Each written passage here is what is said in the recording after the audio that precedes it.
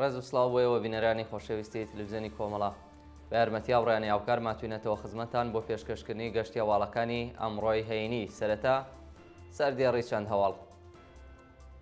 داخوازی بنەماڵەی تەیفور بابامیری بۆ هەڵوەشانەوەی سزای سێدارێ و بەندکراوە. هێرشی چەکداری لە شاری دێولان و کوژران و برینداربوونی دوو کەس. دەست بە سەرکردنی دوو چالاکی مەدەنی لە شیروان. و پێشاندانی ژنانی قامیشلوو بۆ پشتیوانی لە خەڵکی سۆوەیدا. مانگرتنی بەندکراوانی زیندانی خارپێت لە باکووری کوردستان. دەست لە کارکێشانەوەی کرێکارانی بەشی ئاسنگەری کارخانەی تراکتۆرسازی تەورێز و هێرشی بەردەوام ئیسرائیل بۆ سەر غەزە و قوربانی بوونی دەیان کەس.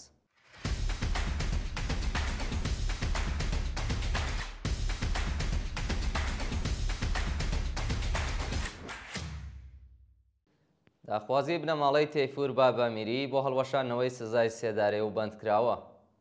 کاوە بابامیری برای تەیفور بابامیری بەندکراوی سیاسی مەحکوم بە ئێعدام لە وتوێژێکدا ڕایگەیاند کە براکەی و چوار بەندکراوی دیکەی خەڵکی بۆکان کە بە ئێعدام مەحکوم کراون بێتاوان و خوازیاری هەڵوەشانەوەی سزای سێدارەیان بوو. کاوە بابامیری لە وتوێژێکدا ڕایگەیاندووە کە تەیفور بابامیری هاوڕێ لەگەڵ پژمان ساڵحی، کاوە ساڵحی، عەلی قاسمی و ڕزگار بێگزادەی بابامیری لە سەردەمی شۆڕشی ژینا یارمەتی بریندارەکانیان داوە و هیچ تاوانێکیان ئەنجام نەداوە. دەستگای قەزای ڕەژیم و ناوەندە ئەمنیەتیەکانی کۆماری ئیسلامی ئەو پێنج بەندکراوەیان بەبێ بەڵگەی قەزایی دەست بەسەر و بە سەختی ئەشکەنجە داوە. وەزارەتی ئیتلاعاتی ڕەژیم پەروەندەسازی بۆ کردوون و داوا لە هەموو ڕێکخراوەکانی مافی مرۆڤ دەکات کار بۆ هەڵوەشانەوەی سزای سێدارەیان. سەپاندنی سزا بەسەر سولەیمان عەبدی چالاکی سنفی معلمان لە شاری سەقز. سولەیمان عەبدی چالاکی سنفی فەرەنگیانی شاری سەقز لەلایەن لێژنەی بەرەنگاربوونەوە لەگەڵ هەڵایداریەکانی ئامۆزش و پەروەرشی کوردستان بە خانەنشینی ناچاری و کەمکردنەوەی پلەی خزمەت لە گەڵاڵەی ڕیزبەندی پیشەکان مەحکوم کراوە. سولەیمان عەبدی لە ساڵی 1401 یەتاوی دەست بەسەر و دەست بەسەر کەلوپەلی شەخسی خۆی و بنەماڵەکەی داگیرە. مانگی پوشپەڕی 1402 هەتاوی بە تۆمەتی تێکدانی ئاسایشی گشتی لە ڕێگەی بەشداری لە کۆبوونەوەی گۆڕستانی یایچی بە 8 مانگ زیندان و 70 زەربە شەلاق سزادرا، بەڵام ئەو حکومە لەلایەن دادگای پێداچوونەوە بەکاری بێبەرامبەر لە کۆمیتەی ئیمدادی خومینی گۆڕدراوە سزای 70 زەربە شەلاقی بۆ ماوەی 2 ساڵ هەڵپەسێردا. ئەو چالاکە سینفیە لە پەروەندەیەکی دیکەدا بە تۆمەتی تەبلیغ دژی نظام بە 8 مانگ زیندان مەحکوم و مانگی ڕازبەری 1403 پاش تەواوبوونی ماوەی بەندکرانی لە زیندان ئازاد کراوە. هێرشی چەکداری لە شاری دێولان و کوژران و برینداربوونی دوو کەس. ڕۆژی پێنجشەممە 26 پوشبەڕ چەکدارێک هێرشی کردە سەر دوکانێکی خۆماشفرۆشی لە شەقامی ئیستیقلالی دێولان و سەرەتا ژنێکی بە دوو فیشەک بریندار کردووە و دواتر هاوژینی ئەو ژنەی لە پێشاوی کچە تەمەن 7 ساڵانەکەی بە چەقۆ کوشتووە. بە پێی زانیاریەکان بکوژ لەلایەن خەڵکەوە دەست بەسەر و ڕادەستی پۆلیس کراوە. پۆلیسی دێولان ڕایگەیاندووە کە هۆکاری ئەو جەنایەتە هێشتا ڕوون نییە و سەرخاڵی لێکۆڵینەوە لە ڕووداوەکەن و دواتر وردەکاریەکانی بۆ ڕایگشتی ئاشکراکەن. شایانی باسە کە دۆخی تەندروستی ئەو ژنە بریندارە ناجێگیرە و لە نەخۆشخانە لەژێر چاوەدێری پزیشکیدا. دەست بەسەرکردنی دوو چالاکی مەدەنی لە شیروان.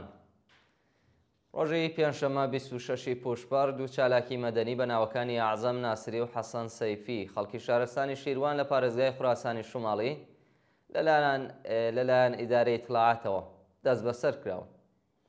بە پێی زانیاریەکان ماوەی چەند ساڵەکە ئەعزەم ناسری و حەسەن سەیفی لە بواری پاراستنی کولتور و زمانی کوردانی شماڵی خوراسان چالاکن و لەو ماوەیەدا بەردەوام لەلایەن ناوەندە ئەمنیەتیەکانەوە هەڕەشەیان لێکراوە. تا کاتی داڕشتنی ئەم هەواڵەی زانیاریەک لەسەر هۆکاری بەندکرانی و ئەو تۆمەتانەی خراوەتە پاڵ ئەو دوو هاوڵاتیە لە بەردەستدانی. لە هەواڵێکی دیکەدا چارەنووسی بەندکراوێکی خەڵکی بۆکان بە ناوی یوسف قوربانی پاش دەست بەسەرکران لەلایەن هێزەکانی حکوومەتەوە بە ناڕوونی ماوەتەوە. خۆپێشاندانی ژنانی قامیشلوو بۆ پشتیوانی لە خەڵکی سۆوەیدا. ڕۆژی پێنجشەممە 26 پوشپەڕ ژنانی قامیشلوو لە ڕۆژاوای کوردستان بۆ پشتیوانی لە خەڵکی پارێزگای سوەیدا ڕژانە سەر شەقام و دژ بە حکوومەتی جەولانی خۆپێشاندانیان کرد. بە پێوە دیمەنانەی لە تۆڕە کۆمەڵایەتیەکان بڵاوکراوەتەوە ژنانی قامیشلوو بە بەدەستەوەگرتنی وێنەی قوربانیانی کۆمەڵکوژی تیرۆریستانی ئەحمەد شەرع لە پارێزگای سوەیدا داوایان لە کۆمەلگای نێودەوڵەتی کردووە گیانی درۆزەکانی سووریە بپارێزن. لە هەواڵێکی دیکەدا خوێندکارانی زانکۆی حەلەب لە ترسی ڕفاندن و کوشتن لەلایەن هێزەکانی جەولانیەوە پەنایان بۆ ڕۆژاوای کوردستان بردووە و لەلایەن خەڵکەوە پێشوازیان لێکراوە. ڕێکەوتنی هەولێر و بەغا لەسەر کێشەی نەوت و داهاتی نانەوتی. وتەبێژی حکوومەتی هەرێمی کوردستان ڕایگەیاندووە کە هەولێر و بەغداد لەسەر کێشەی هەناردەکردنی نەوت و داهاتی غیرەنەوتی هەرێم ڕێکەوتون و ئەو ڕێکەوتنە سەرەتایەکە بۆ واژۆکردنی ڕێکەوتن نامەیەکی گشتگیر. نووسینگەی سوودانی سەرۆکوەزیری عێراق وردەکاری نوێی ڕێکەوتن لەگەڵ هەرێمی ئاشکرا کردووە مەرجەکانی بەم جۆرەیە. یەکەم، حکوومەتی هەرێم ڕاستەوخۆ سەرجەم نەوتی بەرهەمهێنراو لە کێڵگەکانی هەرێم ڕادەستی کۆمپانیای سۆمۆ دەکات. وەزارەتی دارایی عێراق پابەند دەبێت بە پێدانی $16 بۆ هەر بەرمیلێک نەوت بە حکوومەتی عێراق. نابێت بڕی ڕادەستکراو بە حکوومەتی عێراق لە 230,000 بەرمیل کەمتر بێت. هەر بڕێکیش زیاد بکات بۆ حکوومەتی عێراق دەبێت حکوومەتی عێراق بڕی 50,000 لەو بڕی ڕادەستی کراوە تەرخان کات بۆ پێویستی ناوخۆی هەرێم. خاڵی دووهەم، ئەو بڕەپارێکە لە 50,000 بەرمیل نەوت بۆ پێویستی ناوخۆ دیاری کراوە بۆ حکوومەتی عێراق دەگێڕدرێتەوە. دوای دەرهێنانی خەرجیەکان لە کاتی پێویستدا بەغدا بەرهەمە نەوتیەکان بۆ هەرێم دابین دەکات کە لە بڕی 15,000 بەرمیل نەوت زیاتر نابێت. سێەم، حکوومەتی هەرێم مانگانە 120 ملیار دینار لە داهاتی غیرەنەوتی ڕادەستی بەغدا دەکات. چوارەم، لێژنەیەکی هاوبەش لە نێوان وەزارەتی دارایی فێدراڵی بە هاوپشتی وەزارەتی دارایی هەرێم پێک دێت بۆ دیاریکردنی بەشی حکوومەتی فێدراڵی لە داهاتی نانەوتی هەرێم. خاڵی پێنجەم، وەزارەتی دارایی عێراق بە دوای ڕادەستکردنی 230 بەرمیل نەوت بە کۆمپانیای سۆمۆ لە بەندەری جەیهان دەست دەکات بە خەرجکردنی موچەی کارمەندانی هەرێم. مانگرتنی بەندکراوانی زیندانی خارپێت لە باکووری کوردستان. ڕۆژی پێنجشەممە بەندکراوانی سیاسی ڕاگیراو لە زیندانی خارپێت لە باکووری کوردستان دژبات سوکەوتی وەحشیانەی هێزانامنیەتیەکانی تورکیا مانیان گرتووە. ڕۆژی ڕابردوو نوێنەری دەم پارتی سەردانی بەندیخانەی خارپێتی کردو پاشە و دیدارە لە وتوبێژ لەگەڵ میدیاکاندا ڕایگەیاندووە کە هێزە ئەمنیەتیەکانی زیندان بە ئەنقەست بەندکراوان شکنجەوازار دەدەن. هەروەها لێژنە ئیداری و چاوەدێریکردنی بەندیخانە ڕێگە لە ئازادی بەندکراوان دەگرێت و زیندانیانی نەخۆش لە دەستڕاگەیشتن بە دەرمان بێبەش کراون. سەرحەد ئێران نوێنەری دەم پارتی داوای لە وەزارەتی دادگستەری تورکیا کردووە پێشێلکاریەکانی مافی مرۆڤ ببورن پێشێلکارانی مافی مرۆڤ سزا بدات و ڕێگە نەدات گیانی بەندکراوانی سیاسی لە وڵاتە کەوێتە مەترسیەوە. دەست لە کارکێشانەوەی کرێکارانی بەشی ئاسنگەری کارخانەی تراکتۆرسازی لە تەورێت. ڕۆژی پێنجشەممە 26 پوشپەڕ کرێکارانی شاغڵ لە بەشی ئاسنگەری کارخانەی تراکتۆرسازی تەورێز لە ناڕەزایەتی بە نەدانی داخوازیەکانیان دەستیان لە کارکێشایەوە و مانیان گرتووە. بە وتەی سەرچاوەکانی هەواڵ کرێکارانی بەشی ئاسنگەری کارخانەی تراکتۆرسازی تەورێز ماوەی 8 ڕۆژە مانیان گرتووە و داوا دەکەن هەڵدەستی دوومانگی ڕابردوویان پەرداخت بکرێت. کرێکارانی ناڕازی ڕایانگەیاندووە کە پاش 8 ڕۆژ مانگرتن بەڕێوەبەراتی شرکەت سەردانی کارخانەی نەکردووە و 1000 کرێکار لە بلا تەکلیفی داماونێتەوە. ناڕەزایەتی شۆفێرانی بار هەڵگر لە سنووری میلک. ڕۆژی پێنجشەممە شۆفێرانی بار هەڵگری گیر خواردوو لە سنووری میلک دژ بە بایەخنەدانی بەرپرسانی ڕژیم بە کێشەکانیان خۆپێشاندانیان کردووە. بە پێی زانیاریەکان سەدان تانکەری سوتەمەنی و بار هەڵگری ئێرانی لەو دیوی سنوور لە نێو خاکی ئەفغانستان گیریان خواردووە و کارمەندانی پایانەی میلک ئاسانکاری بۆ گەڕانەوەیان بۆ نێو خاکی ئێران ناکەن. شۆفێرانی ناڕازی ڕایانگەیاندووە کە مانەوەی 14 ڕۆژەیان لە ئەفغانستان زیانی زۆری لێداون و داوای ڕوونکردنەوەی چارەنووسیان دەکەن. ڕێزلێنان لە یادی دوو گیانبەختکردووی شۆڕشی ژینە لە شارەکانی ئیسفەهان و عێراق. ڕۆژی پێنجشەممە بنەماڵەی مەحسا موگویی و مێرشاد شەهیدی ئاوڕێ لەگەڵ ئازادی خوازانی ئیسفەهان واراک لەسەر مەزاری و گیان بەخت کردووانە کۆبوونەوە و پەیمانیان لەگەڵ ئاواتەکانیان نوێ کردوێتەوە. ماسا مۆگۆیی تەمەن 22 ساڵ و لە ڕێکەوتی سیوەکی خەرمانانی ساڵی 1401 لە کاتی بەشداری لە ناڕەزایەتیەکانی فولاد شاری ئیسفەهان بە تەقەی سەرکوتگەرانی کۆماری ئیسلامی گیانی بەخت کرد. هەروەها مێرشاد شەهیدی لە ڕێکەوتی چواری خەزەڵوەری هەمان ساڵ بە زەربەی باتۆمی هێزەکانی حکوومەت گیانی لە پێناوە ئازادی و بەرابەریدا بەخت کرد. ڕۆژی ڕابردوو بنەماڵی و دووگیان بەخت کردووە هاوڕێ لەگەڵ ژمارێک لە ئازادی خوازان مەزارەکانیان گوڵباران کرد و بۆ جارێکی دیکە پەیمانیان لەگەڵ ئاواتەکانیان نوێ کردەوە.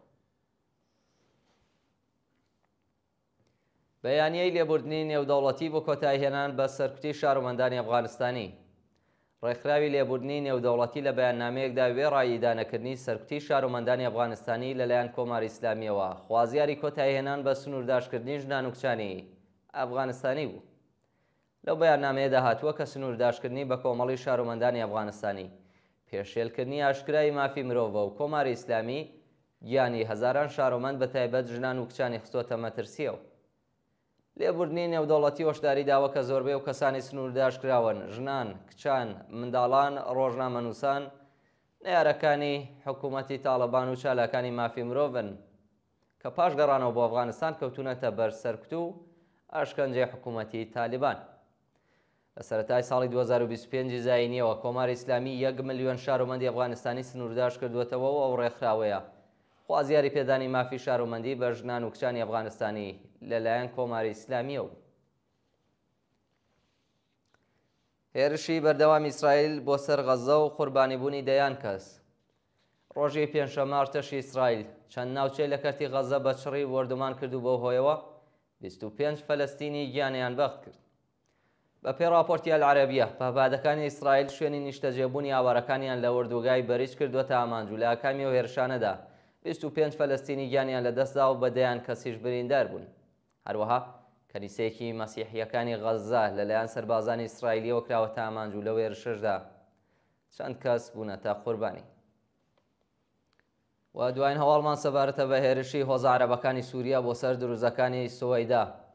شەوی پێنجشەممە 26 پوشپەر هۆزە عەرەبەکانی سووریا لە دژی دروزەکانی پارێزگای سوەیدا جیهادیان ڕایگەیاندووە و بە هەزاران کەس هێرشیان کردە سەر خەڵکی بێتاوانی ئەو پارێزگایە.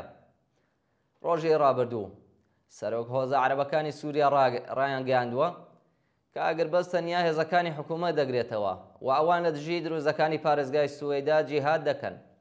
بە دوای بانگەوازی سەرۆک عەشیرەکان هەزاران ئیسلامگەرای تونداژۆ بە چەک و چۆڵەوە هێرشیان کردە سەر لادەیەکانی سوەیدا و چەند گوندیان داگیر کرد و مڵک و ماڵی شارۆمەندانی دروزیان سووتاند و بۆ جارێکی دیکە کۆمەڵکوژیان ئەنجام داوە.